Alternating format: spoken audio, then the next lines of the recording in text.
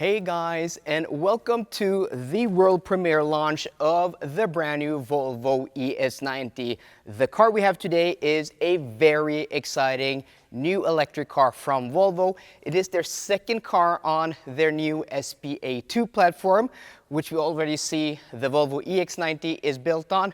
But though this shares the 90 name and also that E name, it is not only a very different car when it comes to the exterior, but also technically under the skin, battery pack sizes, electric motors, and the architecture here is different. So in this video, we're going to take you guys on a full tour on the exterior, on the interior, look at the infotainment system, look at all the small details, and also test out the Bowers & Wilkins sound system in this video. So guys, sit back, relax, because this is going to be a good one.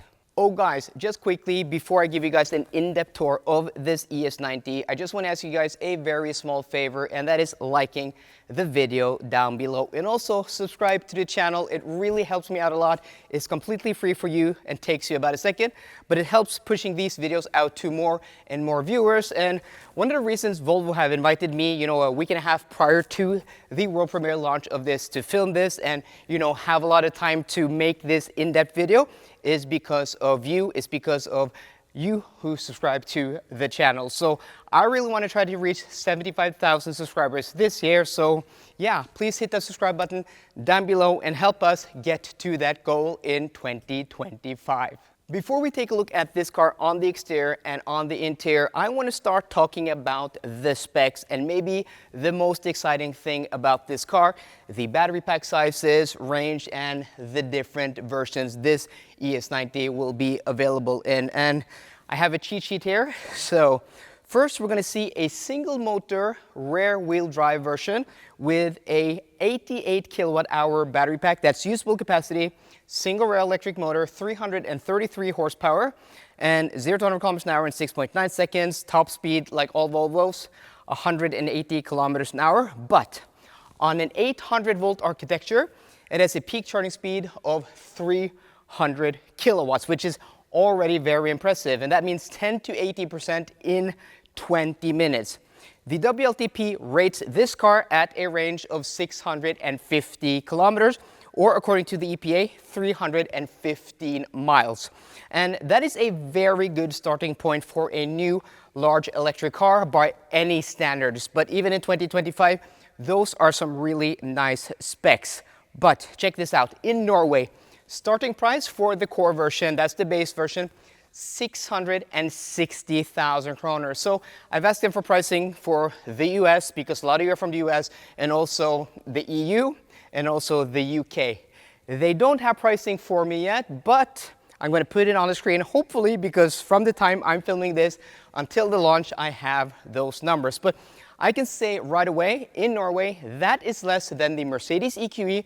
It's less than the Audi A6 e-tron, which this car absolutely competes with. So I think for that price, a large car like this that looks this great with a large interior and an 88 kilowatt hour usable battery pack and 650 kilometers range WLTP is a very good starting point. And then the next version is the twin motor, which of course gives it dual electric motors, one on the front axle, one on the rear axle. And that car right away has a bigger battery pack, 102 kilowatt hours usable. So 14 kilowatt hours bigger than that single motor version. So it has dual electric motors, 449 horsepower, same top speed as the single motor version, 0 to 100 kilometers an hour in 5.5 seconds, and a peak charging speed of 350 kilowatts, and that same 10 to 80% in 20 minutes. Again, very impressive numbers, especially for being such a big battery. 102 kilowatt hours usable, 20 minutes, 10 to 80% has to be class leading, at least one of the best numbers we've seen out there for such a large vehicle and a vehicle with such a large battery. And because it has a larger battery, it has a WLTP rated range of 700 kilometers. That is very impressive, or 330 miles according to EPA numbers. Then we have the twin motor performance. So that's the same as the twin motor, same 102 kilowatt hour battery pack, but it gets more performance now with 680 horsepower it does 0 to 100 kilometers an hour in 4.0 seconds. The other numbers are the same, 350 kilowatts of peak charging speed, 10 to 80% in 20 minutes. So in Norway, the twin motor version with, the less power has a starting price of 855,000 kroner. And I think for such a big car with that performance, that is actually not bad. Again, if we compare it to something like an Audi A6 e-tron, I think this is very competitively priced. You're getting more range for the same performance, but you're getting a bigger battery pack. You're getting a car that's a lot bigger on the inside. I haven't even sat in this, but just looking into the back seats before starting filming this video, yeah, you'll see later in the video. This is a large vehicle, and I don't know, maybe we'll see a station wagon. We'll see an EV90. S stands for sedan in that ES90 name. Maybe we'll see an EV90, hopefully, and then this is going to be a superbly interesting vehicle. And that twin performance version, the only thing you're getting more is more performance, but you're getting a lot of performance. Starting price 920,000 kroners. And both of those trim levels are ultra trim levels, so the highest trim level possible. So I think already before even taking a look at this car on the exterior and on the interior, those are some impressive and very competitive numbers. So now let's take a look at this thing. The new ES90 carries Volvo's latest face, their newest design language we first saw with the EX90 back in 2022. So more than 2 years ago, that car was launched and we first saw this new direction of Volvo. We've since seen it on the Volvo EX30, and this is the newest Thor's Hammer LED light design. We first saw the Thor's Hammer LED light design back in 2015 or late 2014 with the Volvo XC90, but this is the newest iteration where those cars had, just a light strip. Now we have this pixelated Thor's Hammer LED design. We also have, the DRL light going down here in the bumper, giving it kind of like a Thor's Hammer, nailing or hammering a nail.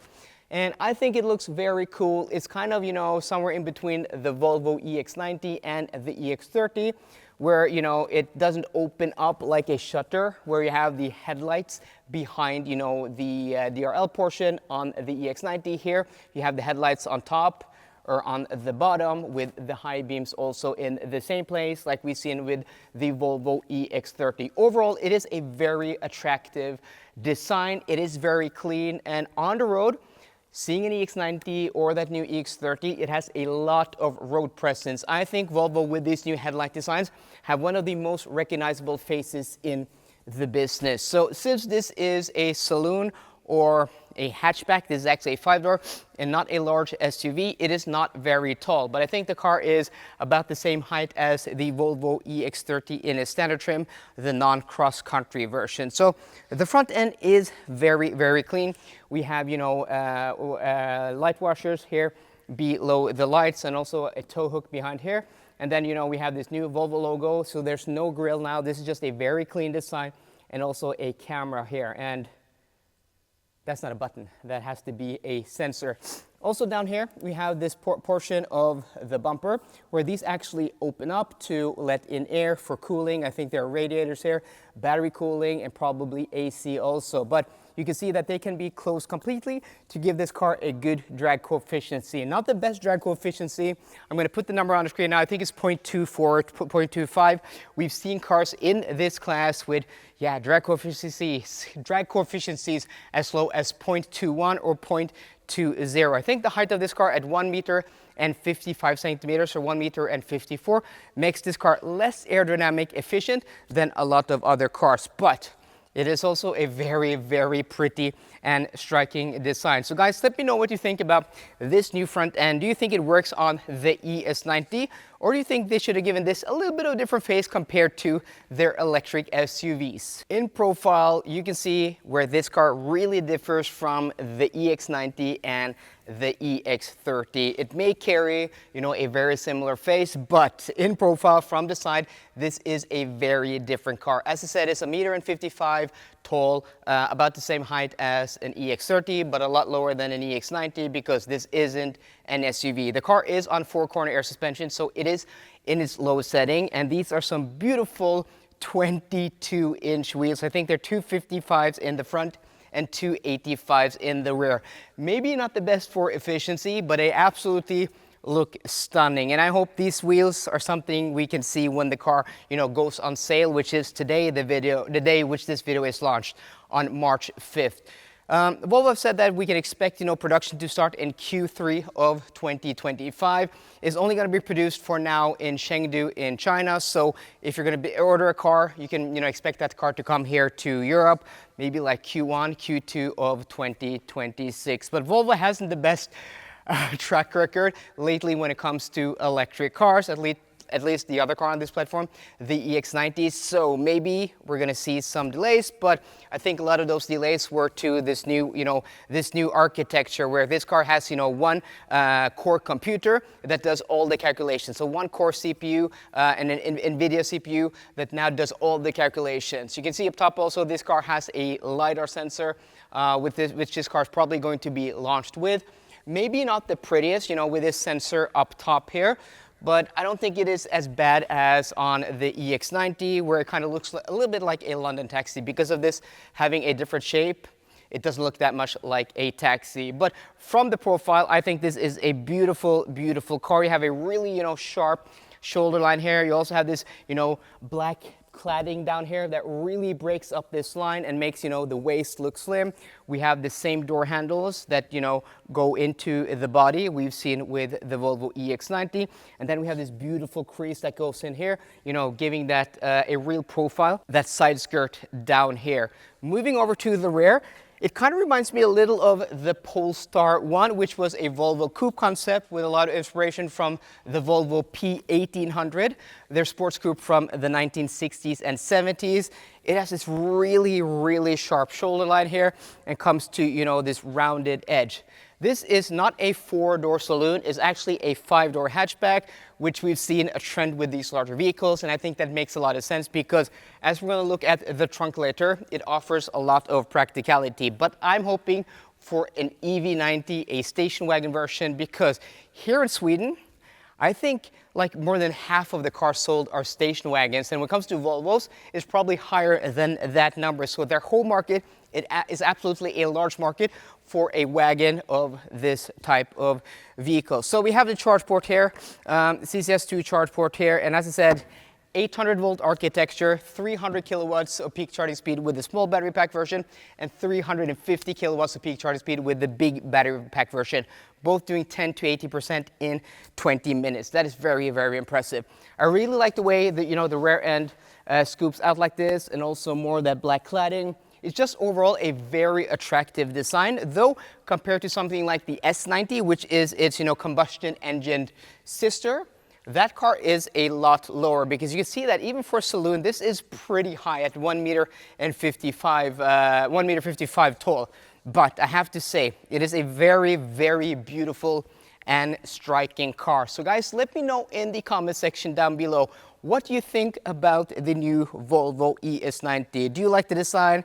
Do you think it's striking? Do you think it doesn't have that good proportions? I think the proportions are great. This has a wheelbase of more than 3.1 meters, which is like 12, 13 centimeters longer than the ES90, though this car is only 5 meters long.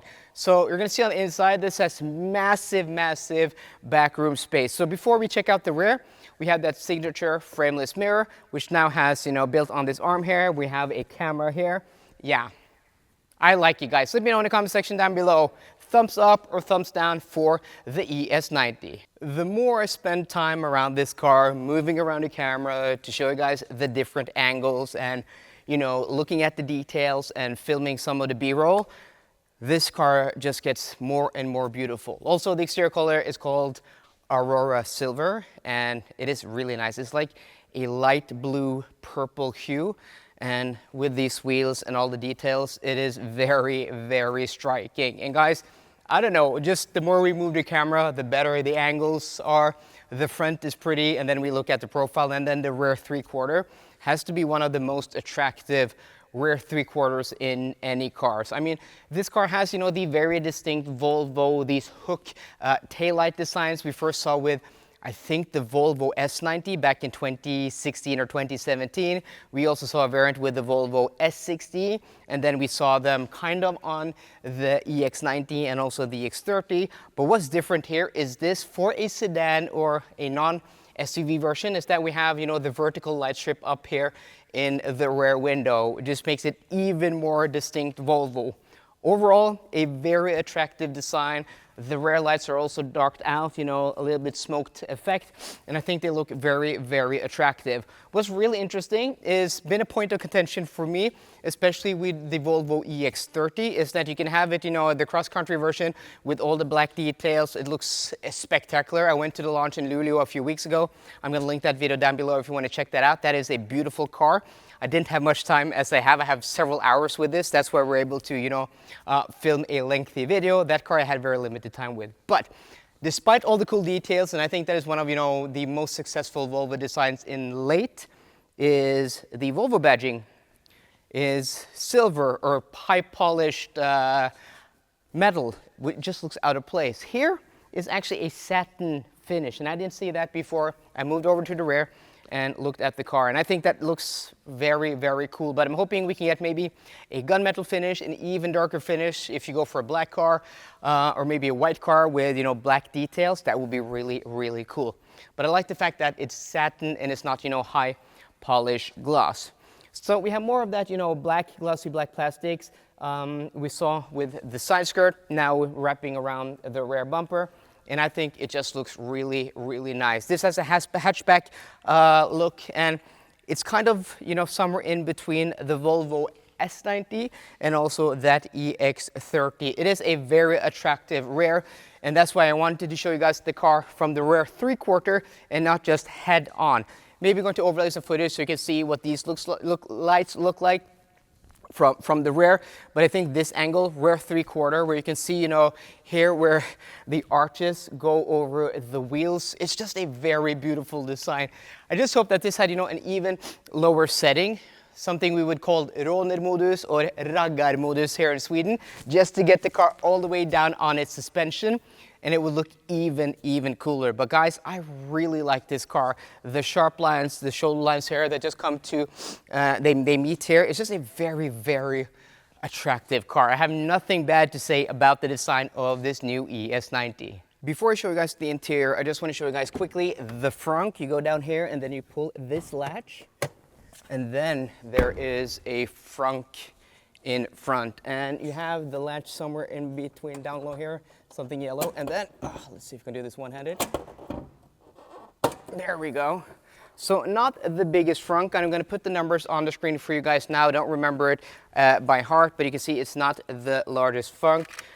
It is fine. You have your washer fluids over there, but in typical Volvo fashion, I think it's going to take like 6 liters or more. Yeah. So there we go, close it up properly, and then let's walk over to the rear. I'm going to show you guys the trunk. This, I think on paper is 446 liters. That is VDA, so that is below the belt line. So not the biggest trunk, but because it is, you know, an overall very practical shape, because it is a hatchback, it's actually very usable and very practical. So not a lot of understore floor storage. We do have, you know, a 12-volt port over here.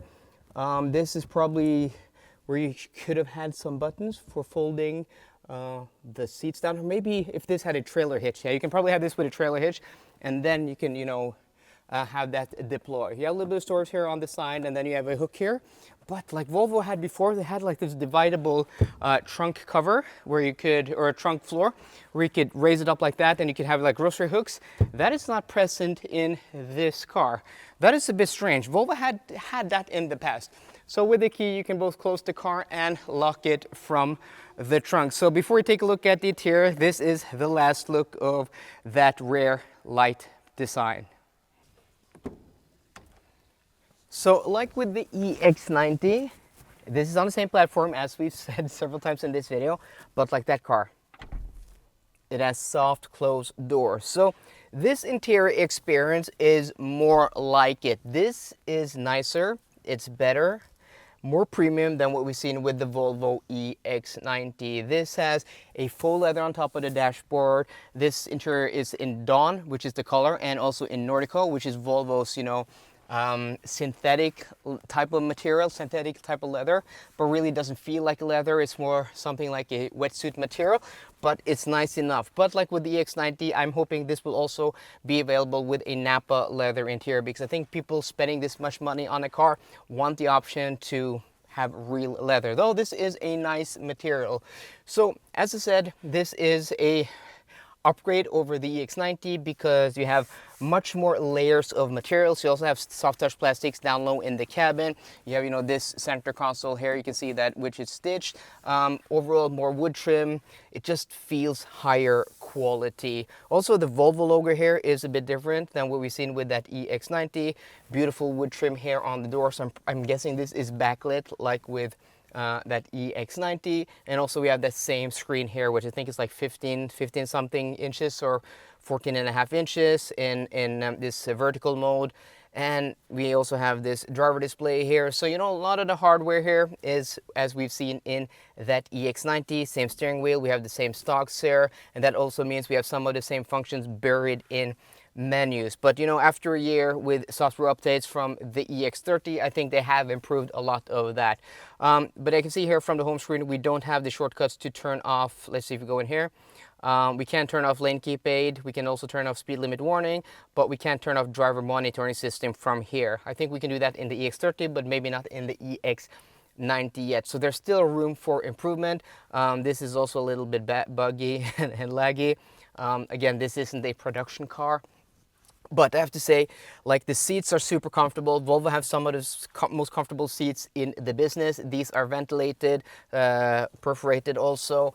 And yeah, it's a nice interior experience, though much more cramped than something like the EX90, which I drove a few weeks ago, over 2 days in Luleå in northern Sweden when I went to the EX30 cross-country launch. I'm going to link that video down below. But seating position is great. Let's see if we can get the steering wheel closer. So we have some shortcuts here for your driver adjustments. Let's go to settings. Where do we do quick controls? Where do we do steering wheel? So driver adjustment there, and then we can do steering wheel, and then we can, that's up and down. Can we have more reach in the steering wheel? No. Yeah, we can. Okay, there we go. Yeah, that is more like it. But can't we get it lower? Yeah, we can. Okay. So we can have a really nice and low driving position, though that steering wheel is a bit higher. But the seat, can we get that low? Yeah, okay, it goes a little bit lower. It's fine for me. I'm 180 centimeters, 5'11", but if you're taller, I don't know, maybe that's not low enough for you. I wish I could, sit this low with the steering wheel just a bit lower. But you have a really nice driving position. This lumbar support here is manual, but once you get a good driving position with this car, it is beautiful. And I think you can also even adjust the, you can even adjust the side bolsters, make them tighter, or make them further apart. So interior wise, this is more cozy, a lot more happening than with the EX90. That's a lot more, I don't know, minimalistic, but this is really, really, really nice. The wood trim here, you also now don't have a scroll wheel, but you have, this toggle here, which is a cool detail, and also skip forwards and backwards buttons there. And then you have your wireless phone charger. Down here, you have cup holders with a holder.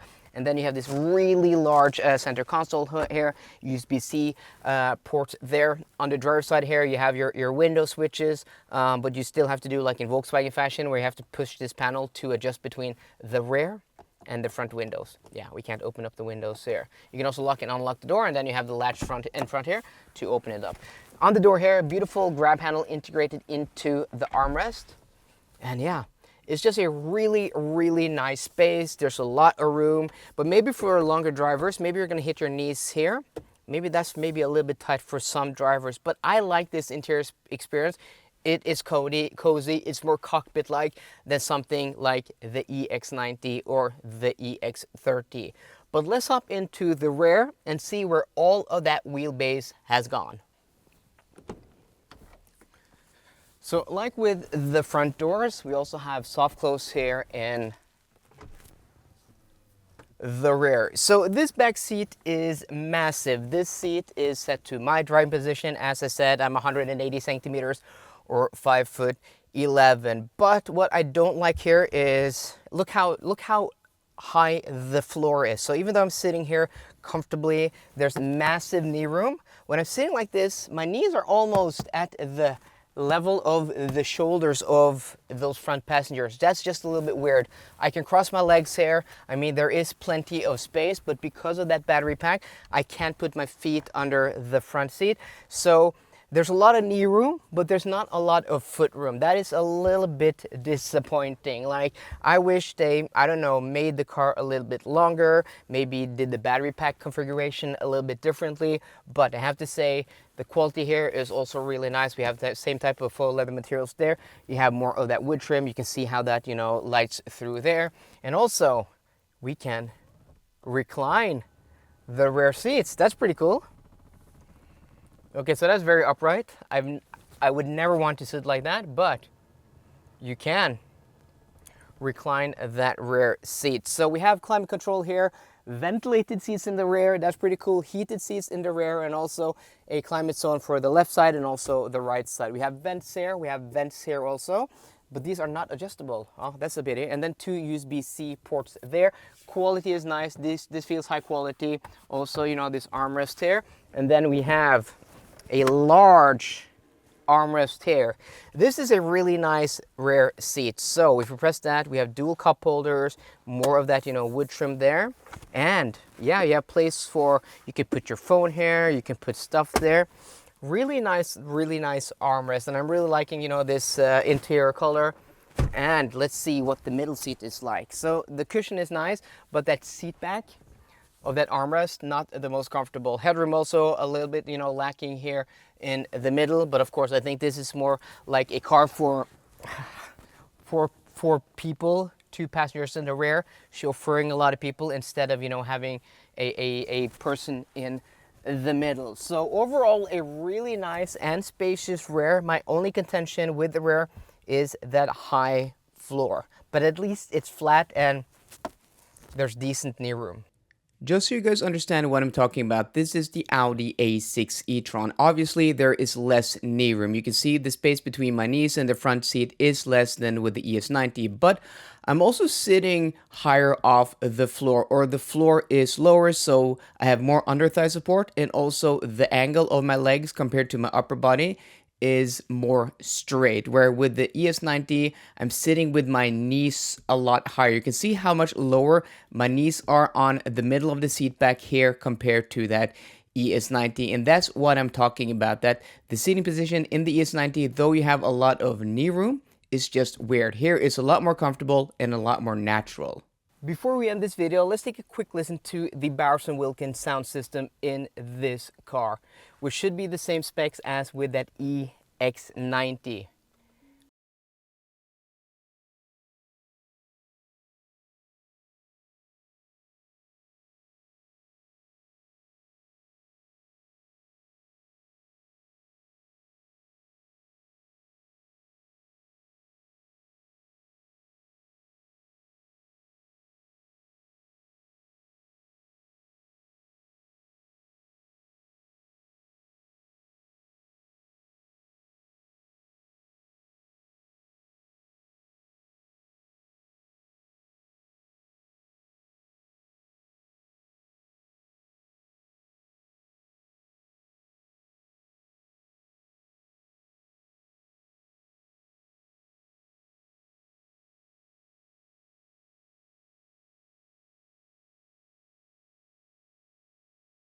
At this price point. So let's hop to the conclusion, to the end of the video, and I'll tell you what I think about this new ES90.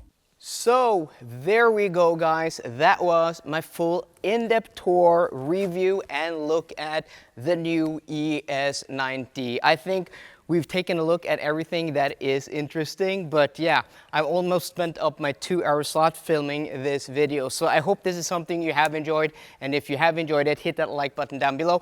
And as I said at the beginning of the video, I'm really trying to hit 75,000 subscribers this year, so if you could give me a subscription, it's so totally free and takes you about a second. I really do appreciate it, because it really helps me get invited to launches like this, early access to make proper in-depth videos. But with that out of the way, what do I think about the new Volvo ES90? Well, in that entry-level configuration, I actually think it's a very good priced car. Once you put on the dual motor and then you put the performance on it, it does get expensive, but we're also talking about, the top trim here. So I think if you don't go too crazy on the options, if you don't need all of that performance, going for the twin motor version, that middle child here, is actually a very, very decent proposition in this class. But because I think it's very well priced, and getting that big battery pack, 350 kilowatts of peak charging speed and 10 to 80% in 20 minutes with 700 kilometers of WLTP range in a large luxurious car like this, which I'm pretty sure is going to drive at least as good as the EX90, which is a very, very impressive car. Because this isn't an SUV, I'm guessing it's going to be even better. So if it drives anything like the EX90, it is going to be a very, very interesting car in this segment. But I'm interested in what you guys think, so let me know in the comment section down below. So guys, I hope you enjoyed today's video. If you did, please drop me a thumbs up down below, and for more car content, as always, please subscribe. See you guys later, and goodbye.